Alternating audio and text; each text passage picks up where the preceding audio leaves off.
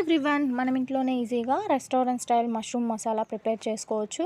200 grams మష్రూమ్ని నీట్గా clean చేసుకొని cut చేసుకోవాలి. 100 grams curd and 2 roasted onions paste తీసుకోవాలి. నెక్స్ట్ 2 పచ్చిమిర్చి, కొంచెం అల్లం అండ్ చిన్నులపాయలు తీసి పేస్ట్ చేసిన మిశ్రమాన్ని 1 స్పూన్ తీసుకోవాలి. అండ్ నెక్స్ట్ ధనియాల పొడి, 1/2 స్పూన్ గరం మసాలా, 1/2 స్పూన్ పసుపు వేసి కొంచెం కొత్తిమీర వేయాలి. మనకి టేస్ట్కి తగ్గట్టు సాల్ట్ వేసుకోవాలి.